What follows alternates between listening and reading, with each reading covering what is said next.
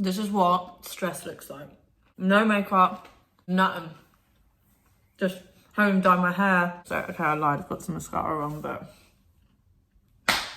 I think we can all agree the world itself has gone a little bit.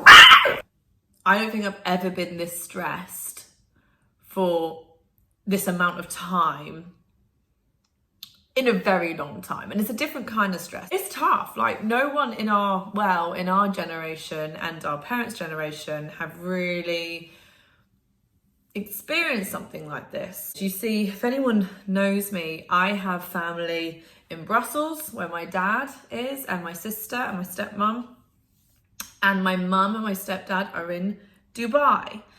Now, me and a few friends were meant to go on holiday to Dubai, and we slowly learned that that was not going to happen.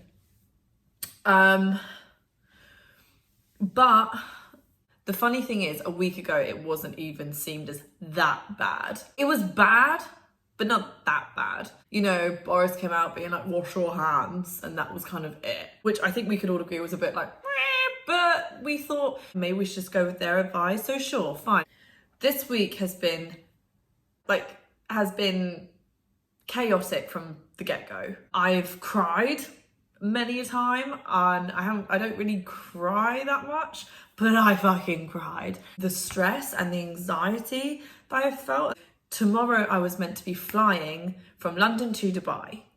Not for our holiday sake, because everything in Dubai is closed. It was to see my mum. Yesterday, a statement came out saying that we should not travel unless it is vital and essential. Because at the end of the day, this is how this virus is spreading. It's because people are still going about their day, which is fine to some extent, but people are still getting on their planes, doing their holiday stuff. And don't get me wrong, I was one of those people. I was one of those people that were like, well, if the flights are cheap, then I'm gonna go away, like, haha. And I guess in some ways that is great. But the truth is, that is how it's spreading. And it's not about me anymore, it's about other people. I had to make the decision that I will not be flying to Dubai. It's stressful because, you know, that's my mum, and my dad is in Brussels, and obviously we know it's a lockdown. I can't go to Brussels. At the moment, I can still go to Dubai, but the risk of being on a 7-hour flight going through 2 airports is not probably the best idea. And we have to do what's right now. But the thing that's hitting home a lot is I'm currently, thank God, at my boyfriend's house as of today. And this was not the plan a few days ago. A few days ago, none of this was planned. You know, today I go to my house to get a suitcase of things, not summer things, but I've had to repack and bring stuff here. And as I'm there, I've got one housemate saying they're going home. The other one's like, right, I'm going home tonight. And we don't know when we're next going to see each other. That is a really weird thing to digest. That no one knows what the fuck is going on. I literally went, right, okay, I'm not going to Dubai anymore, even though my heart says yes, but my head is saying no. And sometimes we need to follow our head over our heart, sometimes. And I've gone, right, what do? Right, I'll go to mine, I'll pack a suitcase, I'll come stay with my boyfriend for a few days, or a week, 2 weeks, who knows? I've packed the biggest suitcase ever. And a lot of the time, I'm not very good at being on my own for a long period of time. I'm very grateful that I've still got friends around London that are staying around London, so I don't feel completely isolated, but we have to do what we have to do. And if we do suddenly feel ill, we do have to stay inside. And that is a fact. I think with me, I'm feeling, well, I don't know, but I assume if you get to go home to your mum and dad, there's a sense of comfort still. I don't really have that option anymore. You know, my dad and my mum are staying home in separate countries, one further than the other. And I'm here, and I have to do that. You know, I'm 23 going on 24, I'm a big girl, but still, in these times, especially when you're seeing everyone run home to their parents, and you can't do that, that's kind of a weird feeling. Listen, all I can say is, no one knows what's going to happen. until we hear from the World Health Organization or the government, we don't know what's going on. What I can say is, and I do believe in this, always try to turn a negative into a positive. You know, I'm trying to rewire my mind. Use this time for the time that things you never had a chance to do. You know, we are so filtered in our brains that we wake up, we go to work, we come back from work, and we make food, and then we chill out because we've had a whole day of work, and you deserve to chill out. And then before you know it, you're in bed. Let's use this time now to kind of revisit things that we've kind of forgotten to do, like reading a good book, learning a different instrument, learning a language, or, you know, I love making videos.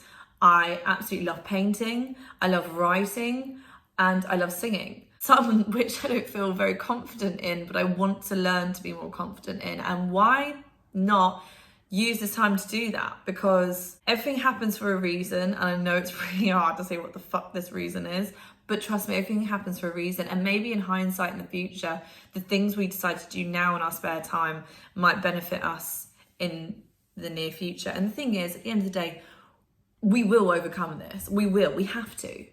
And it is going to be something we'll look back on. And now we're living in a bit of fear and anxiety, but trust me, when the time comes, we'll be in the future and we'll be looking at this going, oh my God, what did you do in that time? And blah, blah, blah. It will be so spoken about. And, you know, this is going to be in kids' history books now. Our kids, if you have kids, are going to learn this. We will overcome this. It will end.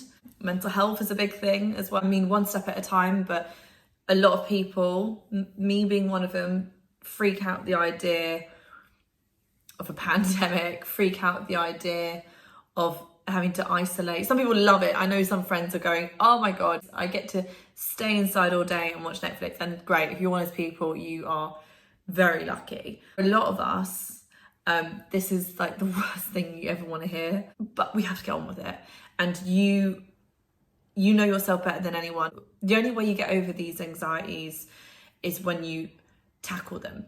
This is a time to start learning different ways to cope, whether that is meditating, exercising at home, whether it's painting or saying, like I said, this is a time to learn about ourselves again. And everything happens for a reason. And maybe this is the reason, is because we've lost so much touch with ourselves as human beings. We need to kind of find those little hidden gems that we've completely forgotten about. I don't know what's going on. I don't know. I'm sat here with some chocolate Rice Krispie cake things, a cup of tea, sat in the living room. Why am I doing this? I've literally just packed my suitcase and just moved in here on today. It's all of a sudden. People have left to go home, are thinking, when am I coming back? What's happening? No one knows. But we will get through this.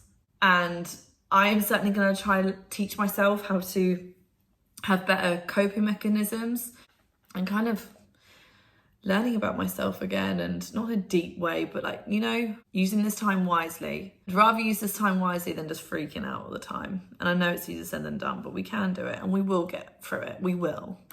Just got to go for the tough bit first. Turn negative into a positive. We're going to be okay.